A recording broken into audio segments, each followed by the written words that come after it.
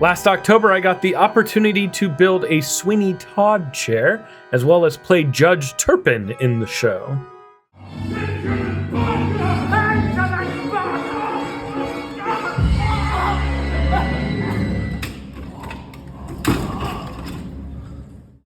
In this video, I'm going to show you step by step how we created it, from the initial design in 3D to the metalwork of the cutting and welding, the many dozens of hours of 3D printing, the upholstery, and the trapdoor that makes it all happen, as well as all the shenanigans of testing.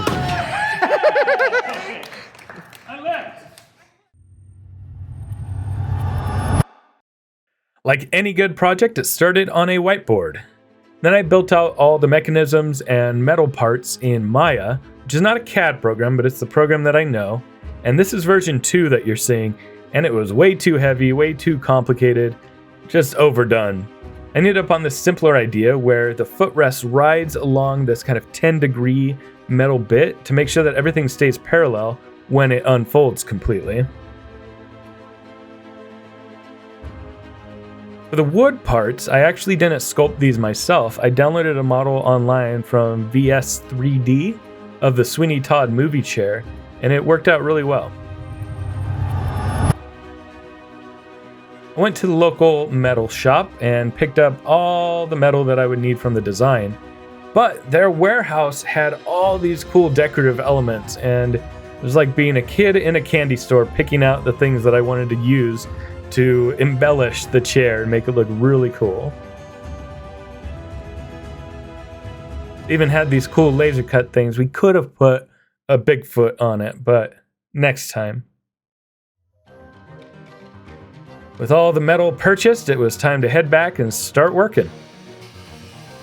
Chris and I started cutting the metal in anticipation for Zach coming over to weld. Safety is the number 2 rule at my house. The number 1 rule is looking as cool as this guy.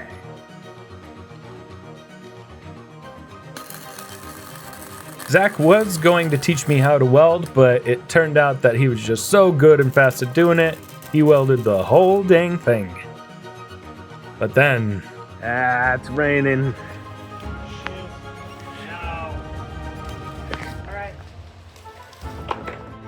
All right, the rain's over. We had lunch at show sponsor Cascadia Pizza. It was delicious. Now we're getting all set up again. I guess they're getting set up again while I'm filming. All right, I gotta stop and actually help. After just a few hours of work, Zach already had a box shape created. We were using this decorative piece as a handle, and he sanded it down so it would be easy to touch without getting your hands cut on it. Nice. The main mechanism of the chair that lets the seat drop is these 2 pivoting arms with wheels on top of them that pivot just on this bolt setup with L brackets, and we very carefully drilled through these to make the holes for them to pivot.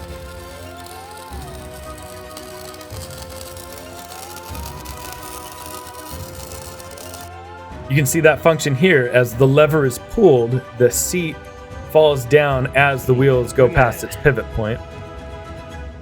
Very nice. Here's the footrest that rides along that track. Oh, jeez. Zach had a crazy idea to use the decorative structure instead of that long 10-degree piece, and it looks fantastic. If you remember from the design I showed earlier, it just had this boring straight length of track. Using the decorative element was way better. Zach had the idea, instead of using that big design on the back to stop it, we actually just rely on these stopping it, and it looks like it's going to work out well. One of the things I really underestimated was the strength of the steel, and understanding that these 2 pieces colliding could actually stop the whole back. Then we welded a gate latch on here with another one of the handles to be able to make the back fall backward. And when the wheels were welded on, they were very hot and melting. We tried to cool them down. It's starting to rain again. Second weekend in a row in a otherwise dry summer. Great. After eating at Cascadia again, we were able to get started that night with just a little bit of damage to the plans. Hammer? And with all that completed, it really was starting to take shape. I don't know if I want it. I don't think you want it, but I'm filming just in case you do it. It's gonna suck. Yeah, you're probably gonna get hurt. No, you gotta be dumb, you gotta be tough. Well, looks like design. It works. We just need the trap door now. Exactly.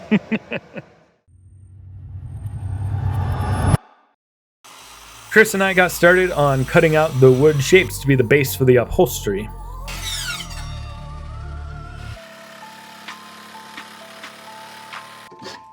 My dad came over to help with this as well. He did a lot of the filing down and sanding of the wood pieces, including accidentally filing down and sanding one of the scrap pieces of wood. I'd say what happened.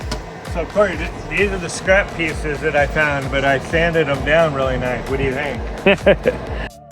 Then I went and gave all of the metal a good scrub with engine cleaner. This would help us be able to stick things more to it with the sticky tape for the 3D printed parts. Chris sprayed the wood and the foam with a spray adhesive to get them to adhere to each other. At the same time, my dad was drilling holes in the metal so that we could eventually mount these wooden pieces to the metal. Editing this video, it really seems like everybody else is doing the work except me. Okay, so I'm gonna be honest, when we were having the stapler issues, I was starting to freak out. So, but we're okay. All right. But here we are. When I start doing the brass tacks on this, I can smooth all this out. Because this fake leather is so stretchy and kind of odd, I can do a lot with it. And we ended up with only a couple yards of fabric remaining. It was perfect. A little cap right there so I can line up on target. And another one there in case I'm doing repairs. Yeah. Or if I have to go around the other way. And just gently, be gentle or you will break things. These parts are not, these are not nails.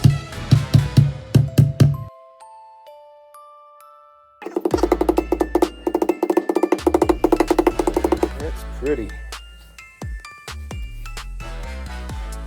Oh, check out these pies. I don't know who did it, but somebody made them out of clay. That's sick. In the design itself, I had given an inch tolerance on each side of the seat, but once we had it all together, I had to sand down the 3D prints to make sure it would clear. So then this other wood piece insert with the fabric in it fits pretty flush, really cool.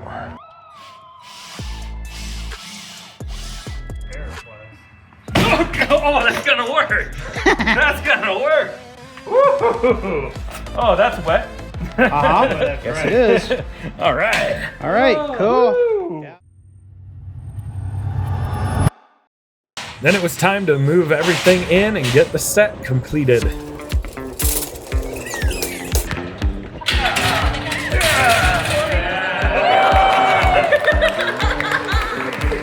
This was the first time a lot of us were seeing the set getting close to completed. It was super exciting moving everything into position, like these mats that we were going to use for the bottom of the slide. Hey guys, we're really high up right now. Look at the scrims and the lights and stuff. Come see Sweeney Todd, because we're so high up. And other than, not like the tickets, those are good prices. So come see the show for a good price. Tragedy struck when I opened my car door and the 3D printed pieces fell apart. So I had to epoxy it back together. Now, this part was really easy. No, I'm lying. This took 3 days because things kept going wrong. Oh, what a mess. I sentence you to like and subscribe this video. Brent's birthday. We got Sweeney cutting the cake. I don't know if it will. Duncan, you told me you were not touching knives this week. I know.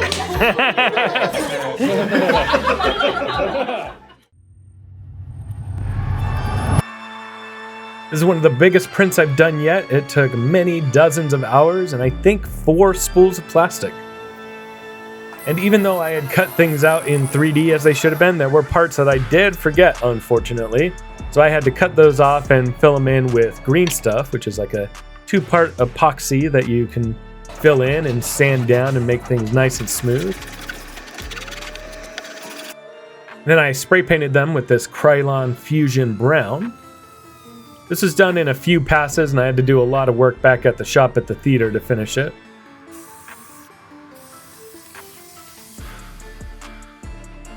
And the original idea was to apply this with this tape, this very sticky tape, but in the end it held fairly well, but we needed to screw it in to really secure it as well.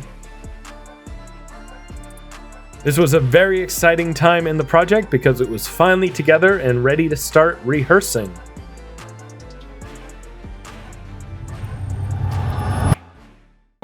The first tests of this were actually really scary, and you can see it in my body language in these shots. Yeah. Get over that gap. That's actually terrifying. Scary. Holy crap, yeah, this. That is actually terrifying. Like, fade it. Hop in, Corey. Go for it. All right, Duncan, will you do the honors? Yeah. Okay, so when you guys do this. Oh my god. You're chopping it down on us. Oh man, okay. Here. Let's go. Do you want to try it without the chair? No. Are you sure? Yeah. Okay. Cool. Cool.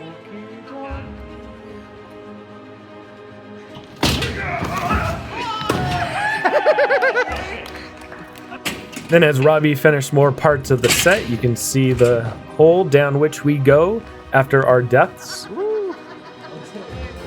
It scared me a bit.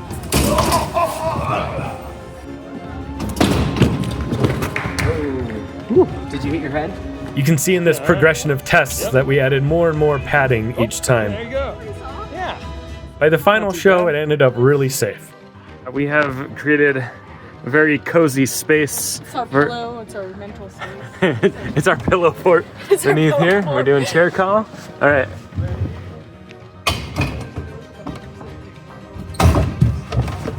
Oh my gosh. Oh. So much fluff here.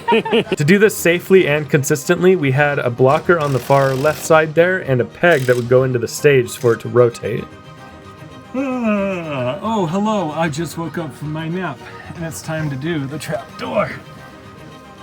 So the first thing you do is just slide this out. Blah. Trap coming down. Oh. And then I get out of the way, but nobody's coming down right now. So. And possibly tuck him into bed, yeah. And then you put it back up. Why am I laying down? Normally I'm not laying down. I did that for the bit. And then I generally put this back up. They know to wait a few seconds before putting any weight on it. And then get it up in there. Slides in. You got these 2 specific bars here just to have a little more structure. And it's ready for the next victim. Victim.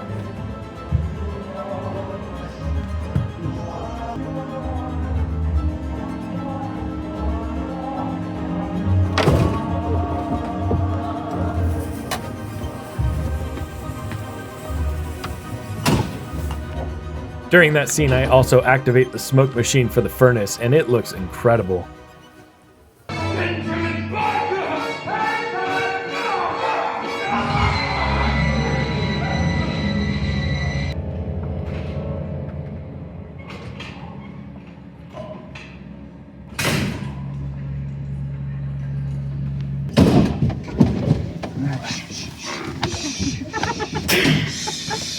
Sweet dreams. After the show was complete, my friends got to go down it, and you can see Joel almost hit his face. How'd it go? Oh, great. 3, 2, 1. There you go. Even my parents got to try it out.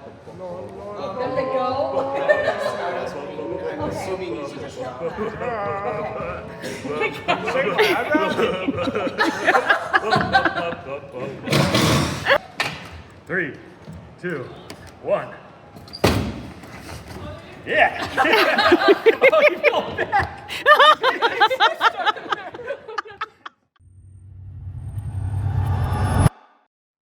This was one of the favorite sets that I've ever performed on, and I'm super, super happy that I got to be a part of making part of that set. Just look how incredible this all looks together here.